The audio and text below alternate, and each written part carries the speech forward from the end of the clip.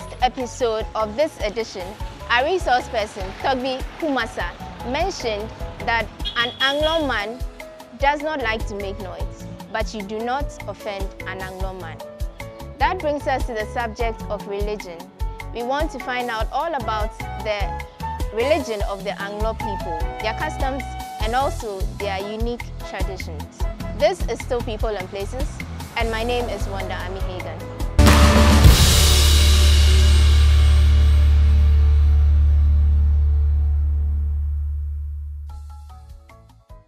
Welcome back. We are speaking to our resource person, Agbutadua Togbi Kumasa.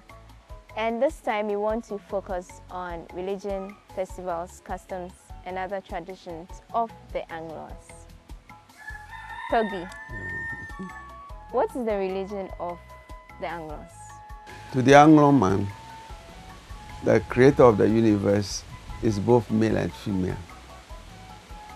How? Unlike the Christian that thinks the Godhead is only male. It was written in the Bible that it's male. But if you follow, when he said, let us make man in our own image, he made man first. Mm-hmm. So when Adam was created, Adam was male. Then our Lord Jesus Christ too, he said, I and my Father are one. He didn't say I and my parents are one. And the spirit that conceived Mary must be a male principle because Mary is female. So our people look at the world and realize that almost all the things move in pairs. We have day and night, life and death, male and female, joy, sorrow. So they realize that the God who created them must be male and female. So the concept of God is that of male and female. So they call him Maulisa. Mau is the female principle, Lisa, the male principle, or Sobolisa. Okay. So that is the concept of the creator of the. Now, they also know that everybody is a son or daughter of that God. That God does not discriminate. And they also know that that God created everything. And because he created them, they revere all his creations. Okay. They also know that they can't see that God. And so all that he created are manifestation of his beingness. Now, they also believe that in the beginning, God was very close to his creations. And they believe that that's that God that created the world and all that we see in it. They know God created the Shizaze or consciousness on the first day. Mm-hmm. So they call the day Koshi. Okay. Koshi Dagba. Dagba is the day. Now they also know that on the second day, the heavens departed from the earth. Zo means leave. So they call the day Zoda. And then the third day, he has the seas to gather. No bladder tefereka. So bladder is the day land appeared and the waters gathered. Then on Wednesday, light. Unku. Our eyes are the light to the world. So that was the day he made the sun to rule the day and the moon to rule the. And then he also created the stars. So they know that he created everything. Okay. Now in the beginning they worship him. And then they also put idols to represent his messengers, those that they can go through to reach him. In fact, according to them, God had three sons. The first son is Vodou. Vodou means to make the community free. And out of Vodou, you have sons like Yehovah and other deities. Now the second is Miano Ana. And Miano Ana created the mermaids in the sea, the wizards and the witches in the sky, and the fairies in the forest. That's the second son of God. Yes. According to Anlos. Yes. Okay. And the third one is Faidegu. Faidegu. Yeah, the divination. Okay. Yeah, and he created Bolu, Boya, Bokichi. Those are the three children. And in the beginning, he created man. But that man he created, he also gave him the wisdom to think and be visiting him. But wisdom was telling man that they should go and see where God was coming from. God did not invite them. But one day they climbed the fence in search of God. And when they climbed, what did they find? This litigation. This finger is called litigation. They also found poverty. They found sickness. They found death. But this is life. And God gave us the space to avoid litigation. If you are litigant, you use all your money, or you become very poor. And if you are poor, the thing will make you fall sick. And when you are sick, you will die. But this is life. And God gave you the opportunity to avoid this litigation. When you fold the fingers, you can only give it life if you put your thumb on it.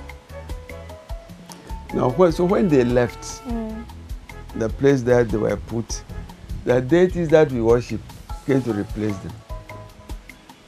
So that they could no longer reach God, but through the deities.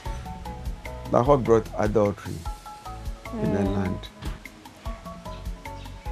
Okay, so while the Christians believe that Eve gave Adam an apple and then he ate and then they went out of the Garden of Eden, I always believe man of his own went out. His own wisdom that compelled him to rebel against God. Without a woman? No. So when they left that place, all the deities are found, they all came to replace them. So now before they can reach God, they have to pass through them. That's why we find a lot of idols scattered all over Anlos land. And they worship them to reach God. I see. Disobedience, which was cited in the Bible, ours a disobedience of oneself. Because everybody tried to obey his conscience. And some of those obedience lead us to sin. There's no woman deceived a man to do. No, it's man himself. His own thought, his own mind made him disobey God. So now you mentioned that because of man's disobedience, they have to go through divinities to God. Yeah, because when he left there, those spirits came to replace him. Okay, so now how many lower divinities do you have? We have so many of them. Like the Greeks, we have some for water, some for fire, some for good farming, some for, because we have idol representing use of iron called gu. Gu, if you go to some houses, you find all iron bars put there and they do sacrifice for it. Those are the people who are drivers, carpenters, all those who use tools to manufacture. They worship the good deity called Blaketi. So if you want to be a very good goldsmith or a very good driver, then you must worship the Blaketi deity. So there are gods for almost everything. Yeah. Okay. And even for fertility, if you are barren, there is God. You go there, then they'll go to the abode of where children are manufactured, and they'll bring your child. So you also mentioned that that's why idols are scattered all over Anlos. These gods, I mean, people believe that Anlos, like every home in Anlos or the Anlos state, has a shrine. Yes. How true is that? It's not true. I don't have any shrine here. Okay. But in the past, when life was not very safe, if you build your house, you must bury some concoction to protect the house. So that is different from fetish. Now, because you are responsible for protecting your house, you may have some power that if a thief, a murderer enters the house in the night, you can ask him to sit down there. You command a thief Yes. to sit down. Yeah. We have zoka. For zoka means fire rope. Now you can stay in your house, and as you repeat the incantations, you can bind somebody's spirit in your house, and the person will fall sick. They also have gbesa. For the gbesa, you meet the person face to face, and then you say the word. And it will either mean it to run away, or become mad, or urinate on himself. That is gbesa. They have a chible. After chible, you also call the person's spirit, and then you can put it in the cemetery or somewhere. That if you want to marry a guy and the girl refuses, you can bind that girl using a padlock, so that if she's pregnant, she can't give birth. If you want to be very wicked, after place the padlock and throw the key into the sea, that woman will surely die. And this is fetish. It's fetish. Which is different from idolatry. Idolatry. As for the idolatry, that is the juju and others. But the fetish, they are the deities. Like a fetish responsible for giving birth. If you are barren, they got the fetish, and then you go to the rituals and become pregnant. If somebody is mad, you send to the fetish house and you can be treated. Those are the fetishes. Then the juju and the voodoo. How about you for self-protection? So the one you just explained, the That's gesa, juju. Yeah, that's juju. juju. Yeah, that's juju. And okay, and then there's also voodoo. Voodoo,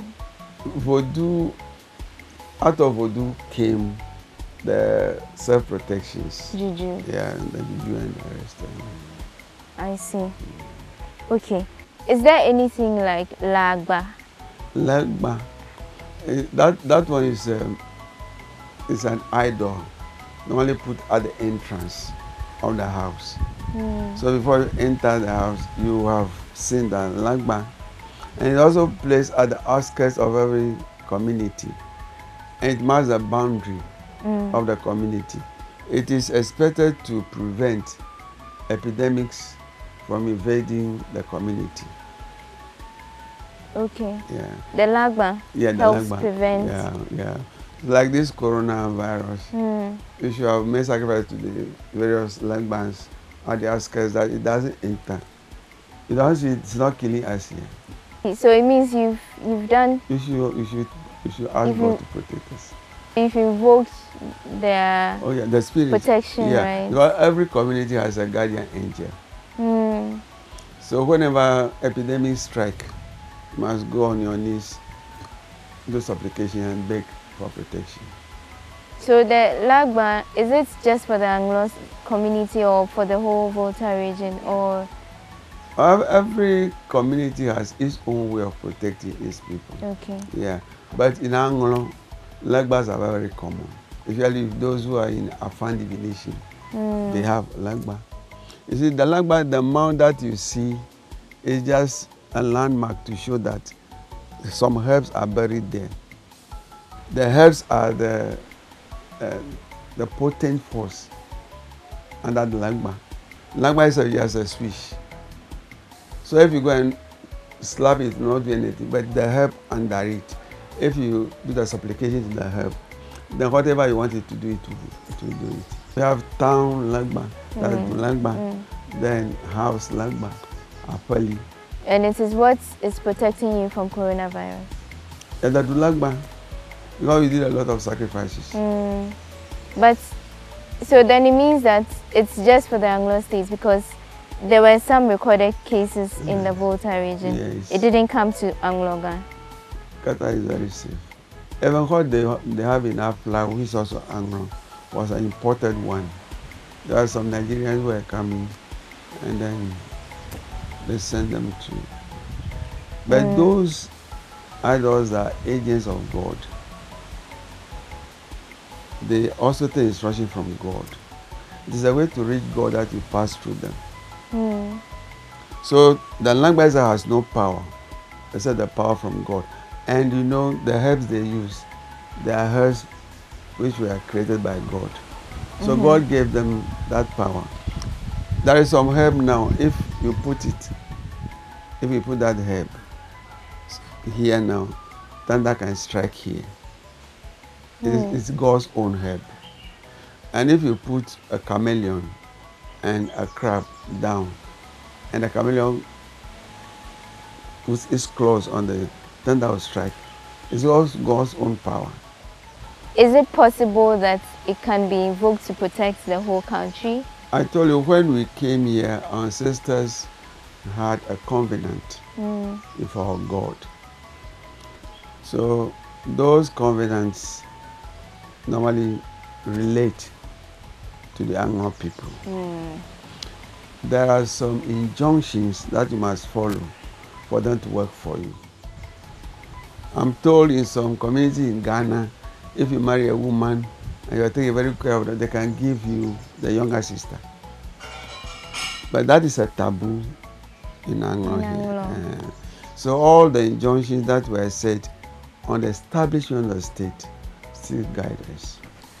So does Christianity play a role at all among the people of You are very good Christians too. Very good Christians. You see, when the Christians came first, there were no, we call them Satanists, Abosamto. No, everybody was child of God. But when they came and they started to baptize some sections, they regard themselves as Abosam people, and these are the Christians.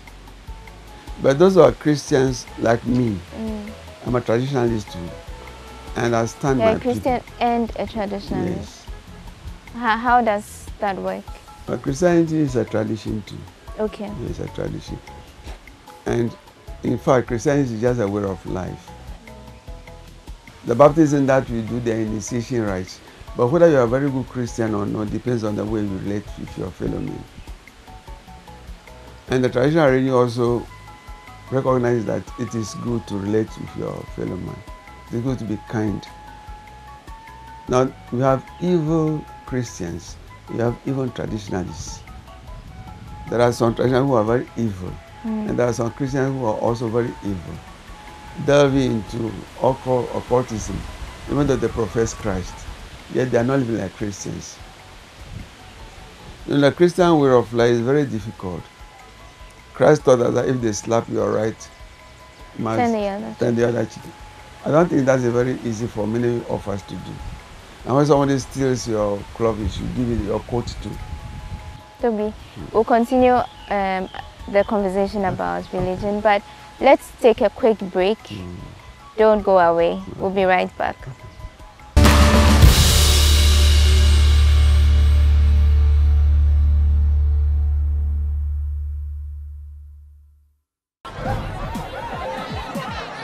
Powers and principalities. There's so much fire inside me. Tragedy struck when part of the largest hillside at the kosher rubbish dump collapsed. It's going to be fun to see how he goes about approaching this game.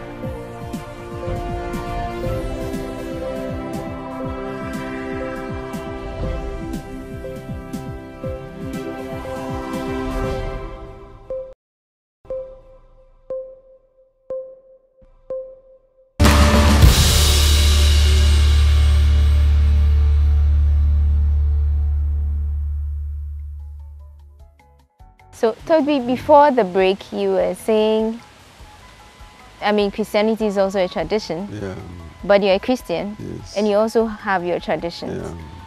How, you mentioned that people do juju and all of those things to protect themselves. You being a Christian and also being a traditionalist, how do you protect your family? By Christ. You see, it's choice to be a juju man. It's a choice. And there are some things, their profession. Now, juju, like voodoo, the word voodoo means to make the town free, the people free. So, by extension, even your mobile phone is a voodoo. Because you can be here and connect from, instead of traveling, you can sit at one place. And so, voodoo as a concept, people use it to treat people when they fall sick. And they also cause people to be sick. Depends on how you use it. Now, I'm a chief. And if you read Moses, the book of Moses, on how to install leaders, the rites to be performed, like ritual bathing, slaughtering of ram, putting of calico. God said they should do that for their leader, like Aaron and their sons. So that's what they do for us on the beach. So that's a lot. Already I will be fortified against any of the evil forces. So I don't need any other fortification from juju or any other thing. Okay, so you talk about libation and all of those things. Those are traditional practices. And the word libation, if you read the Revised Standard Version, you find libation there. But now they call it wine offering. Because they thought libation is satanic, so they changed libation to wine offering. So wherever you see wine offering is libation in the Bible. Being a traditionalist or having belief in the traditional system, you pour libation to your ancestors? No.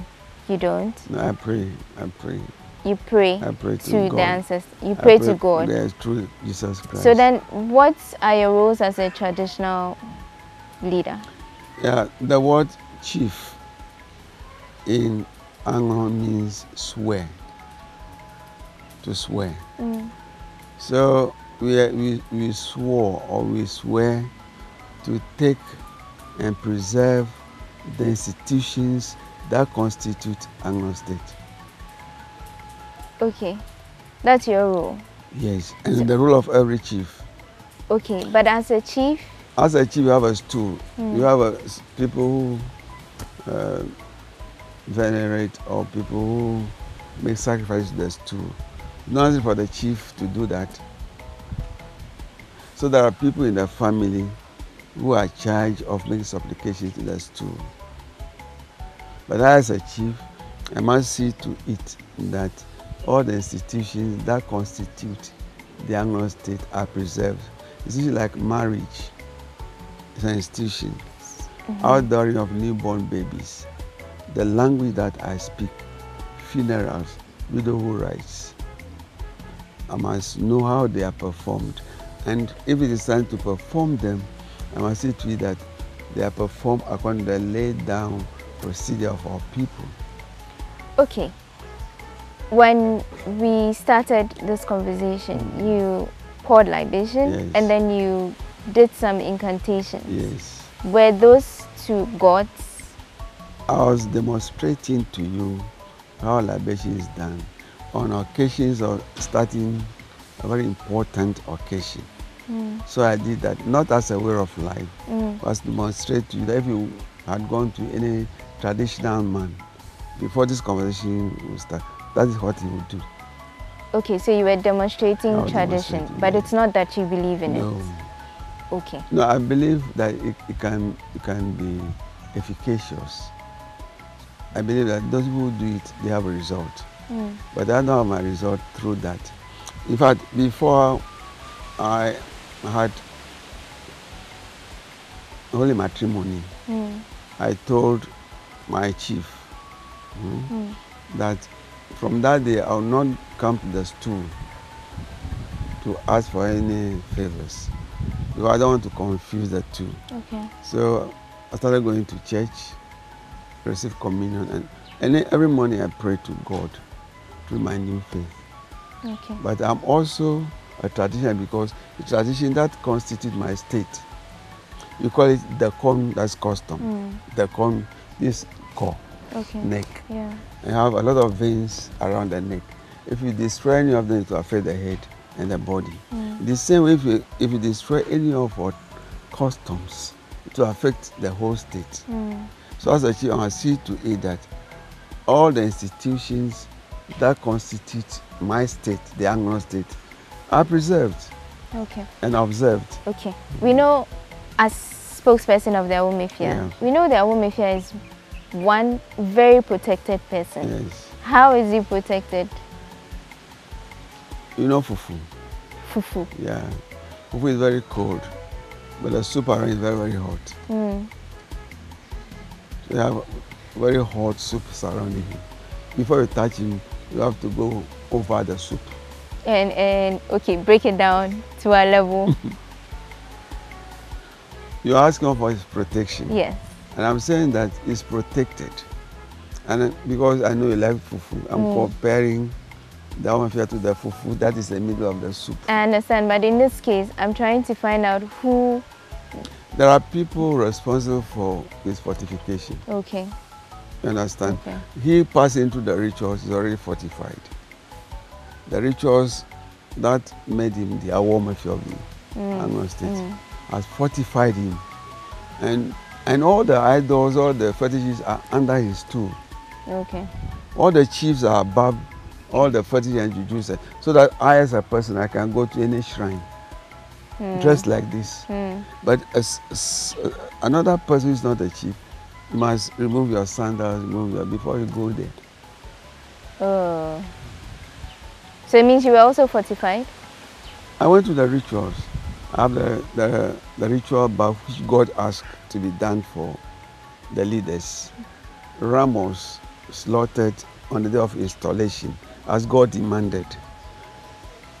I had the turban put on my head on the day of my installation. So I'm fortified. Okay. It's perceived that the Anglos have a lot of totems. Yes, depending on your clan too. Okay, so the totems come with clans. The clans. There are some clans, if a salt pours on the floor, they can't take it again. If a what? Salt. Salt. Yes. If it falls on the ground, floor. they can't use it again. There are some where they are traveling, you can't walk past them. If it's raining and he's walking in front of you, if you know that is his clan, don't try to bypass him. How? Why? And there are some clans, they don't use a special fish, a kind of fish. Okay. They don't put a special, the cashew tree, cashew nut. You know cashew? Yeah. I don't put the firewood, the wood into fire. I can't use it as a firewood. Because when people were traveling from Noche and they were very hungry, the tree saved them. They ate the fruit. It is very sad to put that tree which saved your ancestors into fire. So those are totems and the taboos. Okay, but I'm particularly interested in the one about when you're walking and you know somebody. If it's raining and you're going, if you know that person belongs to that clan, you can't just run past him. Otherwise, something will happen to Yeah. you. Yeah. That's And if you don't know the person's clan, you should know. it means everybody in the Anglo States knows the not- other person. People don't know my clan, but we know those clan members. Oh, okay. And that is very dangerous to run past them. And then there are some clans too. There's a particular snake. If they find it, they can't kill it. And if it is dead, they have to put leaves on it because it belongs to their clan. I see. Let's talk about virgin shrines. You understand it's a system where virgins are married to priests or spirits or something of that sort. You mean the Trokoshi system? Yes. The Trokoshi system is a correcting school. For example, something gets missing here. And the person who stole the item did not want to own up. So you go to the shrine. And that's the deity to find you, the one who stole your item. So the deity will start killing the relatives of the thief. They have to go and get what is happening through divination. And then they have to send a young girl to go and pacify the god. And that woman will be married to the deity. So that even if you want to marry him, you are going to marry that girl from that deity. Chokosi still exists today. There is some places. Okay. It cannot be destroyed. Because there are evil people are still paying for the sins of their ancestors. But how is it that somebody who hasn't committed sin has to pay for the sin of another? So how is it that Christ has to die for our sins? But we know Christ is the Son of God. Yeah, but he didn't commit any sin to die for sin. Okay, but he agreed to be sacrificed. Yeah, because he loved us. Yes, but in this case, this person is taking... That one is out of like atonement. Okay. Yeah, but in the end, someone has to atone for the sins of other people. Even without their will? Yeah, because Christ did not sin. I see. Okay, which other rites or say traditions or cultural systems you have? Let's look at some of the institutions that constitute our culture, like outdooring of newborn babies. Yes, we'll come to the naming, death, rights, but I mean like the Trokosi system, we know it's... Now you have the Yeve card too. We have the... Yeve. Yeah. Which is that? Now I think you find some women or men, they have some 3 marks here, 3 marks here, 3 marks here. Yeah. The Yeve is one of the most powerful deities, and to become a member, you must be called by the deity. It is not just something you say, I want to join. So I have Yahweh in my family, but our father protected us that we are not members. Now before you become a Yahweh initiate, you stay in the shrine sometimes 7 months, going through the customs before you are outdoored. Now these people, they are very secretive. They don't reveal what is in the shrine to non-initiates. But unfortunately, that is where most of the knowledge of the Anglo people are hidden. But if you are not initiate, when during the time of initiation, they speak a different language. They don't speak Anglo language. They have their own language they will speak. And then they are barred from doing so many things. They don't eat some special type of the mudfish. They don't eat the mudfish. Now, they are so committed to the deity that they see the deity by them in their everyday life. And they refer to me as our husband, our grandfather. So if something in the personalize the deity. Yes. I see. I even a chief and a Christian, I fear them. Yeah. Now, most of our knowledge are hidden there. For example, they have a song that spoke about Jesus Christ, how he died and how God rose him up. It's a song, so you realize that it's a very old religion. I see. Yes. And then it all recorded how the world was created in songs. Okay. But they have the foreign ones also. Like Tigari is a foreign deity. It's also here. Brekete is also a foreign deity, but it's also here. Yeah. But the original ones are the Yahweh and the Fiashidi or the Trokoshi you are talking about. Okay. So we'll move to the traditional rites like marriage and the likes shortly. But before that, there's this myth that there are powerful priests, fetish priests, among the Anglos who turn into birds and fly. Do you know anything? I was telling you that you have Zoka, which you stay in your room and then send it. Whatever mission you want to send it, the Zoka will do that for you. They have Basa. As for the Basa, you say it when you meet any danger. Then you also have blue. For the blue one, if you're on a vehicle and the tire burst, disappear. to appear. Wow. But although you must be initiated, because you are going to recite some words, and you must also take in something in your stomach. Okay. So before they initiate you, they will take you through the rituals, and then they will teach you the word to say on those occasions. Okay.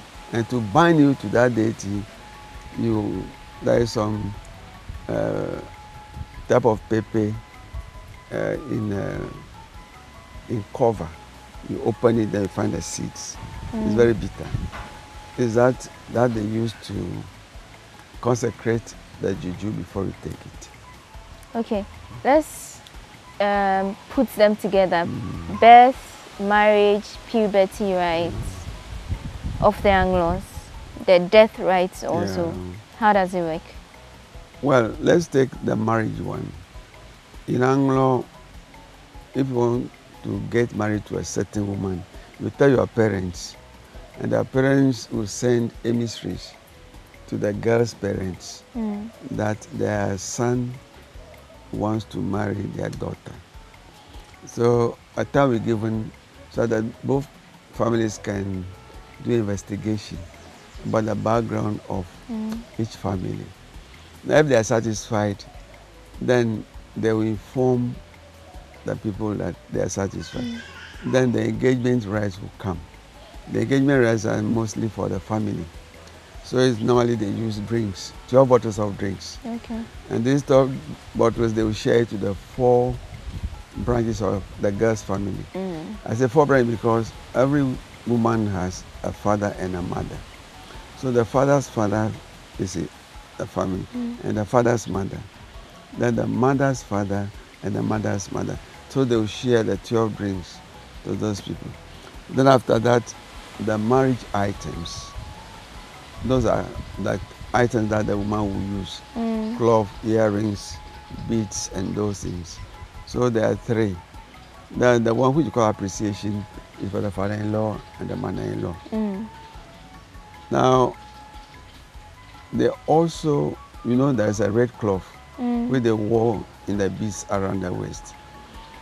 Now they will ask the boy to put the red cloth on the girl, meaning that it's only that man that can see her nudity. Okay. That's why if a woman cheats on the husband, is affected, because at the day of marriage, it was enshrined in the marriage rights. But one thing is that they don't tell one another that they'll do as part. That is why if one of them dies, the second one has to go through widowhood rights. There's one peculiar thing with the Ewe and the Anglo system. Okay. It's your names. I mean, you have very peculiar names. Yes. There are some names that when you hear, you just know this person is an Ewe. Yes. There are names like Diamond, Peace, Miracle, and the others. What goes into your naming? The names are given on the circumstances surrounding the birth. For example, if somebody is born on a market day, then we call Ashibi. So anybody that's responds to the name Ashibi, you know that he was born on a market day. Now, if you lost your husband and you remarried, where the first daughter is Fafa, or Afafa, it means there is peace. Okay. But if you have a male child, Ajika, it means there is still, the man was not happy leaving the husband for another man. So there are Ewe names, like you said, Fafa. Yeah. But someone will Afafa. choose Afafa. Afafa. Afafa. Okay, so let me use Fafa as a name, which means peace. Yeah. If there's an Ewe who doesn't want to name their child in the Ewe language, they can use the English version, which is peace. Because you see, you have names like Jifa. Proper names. Okay. But name like Jifana is a common name. It doesn't mean anything. Fafa is a common name. But there are, like my father's name, is Amama Woko. You can't open somebody to see what is inside him. Kumasa. You can't make death like a juju. I see. So your first names and surnames are always based on the circumstances around you? It is only now that we are no more giving names to our children. The child is born, you give him Fafa. It doesn't make sense. Or you just call him John. Even though you are not related to that John. And John is not our grandfather. But the real names, which are the surnames, are the proper names. And those are the heavy names? Yes, Onwafa, or they have now peace. Lodonu, a problem or a proverb child. Because rather than watching the mother, how she has been carrying, and then you say, oh, this child is Lodonu. Lachuo, I only fear for them. They'll get tired. Because those days, we were polygamous. And the women want to give names against their co-wives. Yeah, so if you say Lachuo, like their rival. Their rival. It means what the woman is doing, she only gets tired. Lachuo. I see. Yes. Okay. But now we are now having names. Names like peace. No, they are common names. If you look at the digital address system now, if somebody comes and says he wants peace, that will be 2 or 3 pieces. So you must describe that piece your surname. Yeah. But the surname is very, very unique. Yeah. It's very unique. So we are very good in naming our children. But even that, with our names, you know, most names are unisex. You see a man who is precious and a woman who is also precious. No, precious is an English name. That's a Kafi. Okay. Kafi can be a male or Jizo. Jizo can be a male or female. Yeah, but there are some names that are strictly for males. Like which of them? Chikata. Okay. It's a male name. Agboso. It's a male name. Male name. It's a male name. So there's not a particular story behind why you name both male and female similarly? Yes, if my clan is Agava clan, well, first female, there is a name. I should be that first female. Oh. So that as soon as they call you Kokwi, they will know that you are a first female of an upper clan or Bate clan. If they call you Avi or V, then you are first daughter of an Agava man. And those, so... if I give you Tete, then you are a first son of a blue clan. Those are names that are male inclined and female inclined. Yes. But those that are unisex is just choice. It doesn't make any distinction. Okay. Okay. Or some are cult names. If you are a farmer, if you have a first daughter, it's Aruba. If the first man is Amuzu, then the second will be Akakpo. Akakpo. Yeah. So the cults also have their own nomenclature of how they name them. Okay. You say our girls are very beautiful. It is the way we do the child care. The Anglo women, they mold the head because we know what is beautiful head. Beautiful head. And then not only the head, they treat the birth canal for our daughters very well. Okay.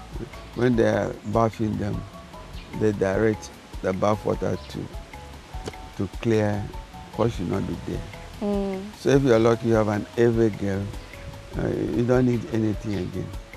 You have all the... There is salt in it, there is pepper in it, everything. There's every spice in there. Okay, talking about spices, let's talk about food. Yeah, the Anlos area is the area that they have varieties from one stable crop. You take cassava, but the word cassava means there is life. agbali. So out of that cassava, you can get your gari, tapioca, akplen. You understand? So many, and akplen to various type of akplen. What they mean, zoreke, so many things. Now if you go to corn, you can have a bolo, a blend, so many things. And that makes ourselves. And then the Anglos are the people who created the first food for space. Zoe. Okay. Zoe can stay for so many months. The first food for space. Yeah, they use it to go to space. I see. Those space men and women. Yeah, it was found that that food could last so many. Without fridge, without anything, you can eat. Stay. When I went to Washington to get my award, my nephew bought agbalikaklo from cassava. It was in the fridge for more than 3 months. Still agbalikaklo. What is zoe? Just for those who don't. For the zoe, you use corn, you use maize, you use spices, and it's grounded and then molded. There's sugar also, there's salt. All the most important ingredients are used in making it. Now, the only problem with joe is that it is ground in the cornmeal. So you have iron fillings in it. In there. And that, so we are now trying to remove the iron filings from the joe. That is the only problem the Europeans have about it. Okay. But if all it was ground on, if it's on granite, we have iron in our body, so the fillings of granite will not do any harm to our bodies. But the iron fillings, they are harmful. Let's look at the last subject for this episode, profession. Oh. The Anglo people, I see a lot of farms. No, we are artisans. You're artisans? Yes, grade 1. Because of our contact with the Germans. Grade 1. We are very good carpenters. We are very good masons. And we also weave a lot. Weaving? Yeah, we are very good weavers. And then we practice intensive agriculture, using the same land over the years. If you go to Angloga, the shallot farms, some are more than 50 years. They're still shallot farms? Yes, they're still using them. Because they use organic manure, bird droppings, fish, rotten fish, cow dung. The chemical manures are destructive. I see. So the organic manures, those who did agriculture, we ask them.